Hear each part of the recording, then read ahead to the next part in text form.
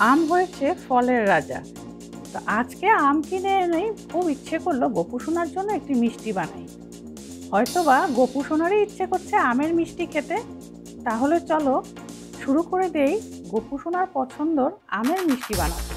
নতুন সিজনে নতুন কোনো ফল উঠলেই প্রথমেই ইচ্ছে করে গপু সোনার জন্য বাড়িতে মিষ্টি বানাই। এখানে নিয়ে নিয়েছি আমি একটি 300 গ্রাম ওজনের আম। বেশ কিছুক্ষণ আমি জলের মধ্যে ভিজিয়ে রেখেছি। এবার জল থেকে উঠিয়ে বেশ ভালো করে একটি শুকনো কাপড় দিয়ে মুছে নিয়েছি, যাতে আমের মধ্যে কোনোভাবেই জল না থাকে। একটি চাকুর সাহায্যে আমের দু সাইড কেটে নিয়েছি।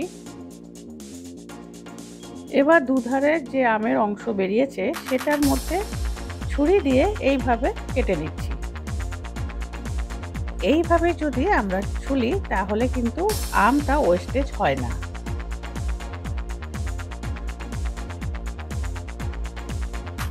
আর দেখতেও ভালো লাগে, আর আমটা কিন্তু বের করতেও খুব সুবিধা হয়।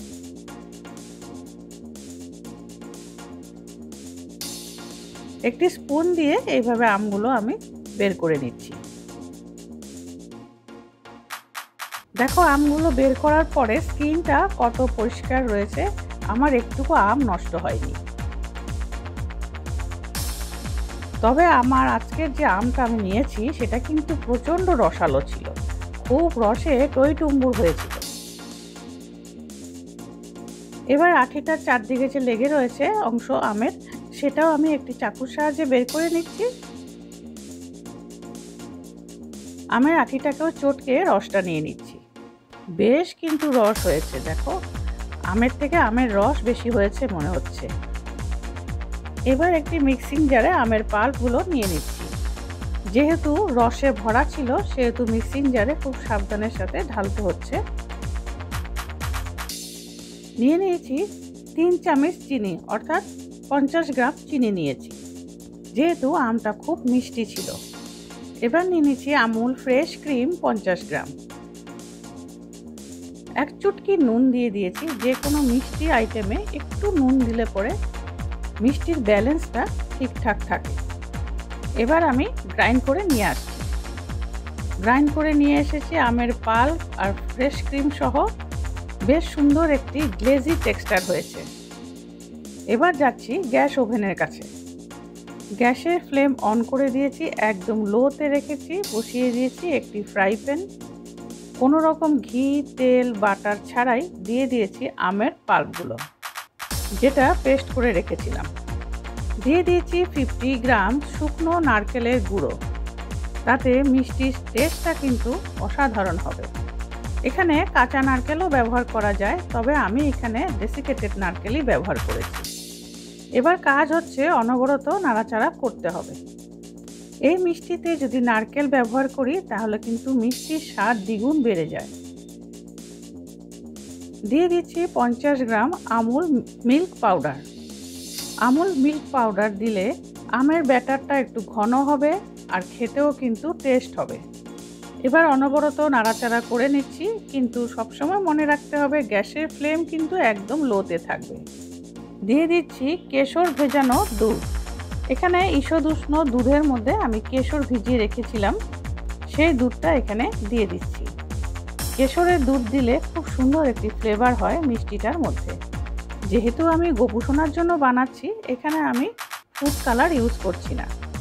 বেশিরভাগই আমি চেষ্টা করি ওকে বাড়িতেই মিষ্টি বানিয়ে খাওয়াতে। সবসময় হয়তো হয়ে ওঠে না সময়ের অভাবে, তখন বাইরের থেকে মিষ্টি এনে ওকে খাওয়াই।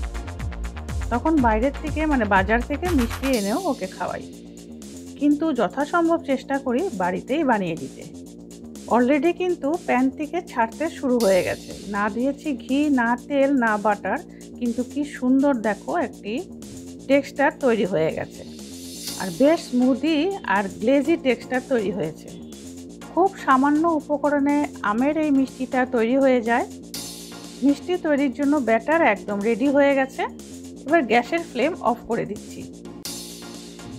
এবার নিয়ে নিয়েছি একটি কেক টিন। দিয়ে দিয়েছি বাটার পেপার। তাতে দিয়েছি সামান্য ঘি। হাত দিয়েই চারপাশে লাগিয়ে নিচ্ছি খুব ভালো করে। আর ছড়িয়ে দিচ্ছি কিছু বেরিজ। এবার দিয়ে দিচ্ছি সম্পূর্ণ ব্যাটারটা কেক টিনের মধ্যে, আর স্প্যাচুলা দিয়ে চারপাশে ছড়িয়ে বেশ সুন্দর করে সেট করে নিচ্ছি। এবার একটু ট্যাপ ট্যাপ করে নিচ্ছি যাতে ভেতরে কোনো রকম এয়ার বাবলস না থাকে। এবার বাটার পেপারের এক অংশে ব্যাটারটা দিয়েছি, আরেক অংশ দিয়ে উপর দিয়ে ঢেকে দিচ্ছি যাতে ফ্রিজে রাখলে কোনো রকম জল এর ভেতরে না পড়ে। এবার একটি প্লেট দিয়ে ঢেকে কিছু সময় বাইরে রেখে তারপরে আধা ঘন্টার জন্য ফ্রিজে রেখে দেব। আজকে আমার আমের মিষ্টি রেসিপিটি কেমন লেগেছে আমাকে জানাবে। যদি ভালো লাগে একটি লাইক দিয়ে আমার পাশে থাকবে। আবার দেখা হচ্ছে আরেকটি রেসিপি ভিডিওর সাথে। আমার হোম রিচ চ্যানেলে সবাইকে অনেক ভালোবাসা জানিয়ে আজকের ভিডিওটি শেষ করছি।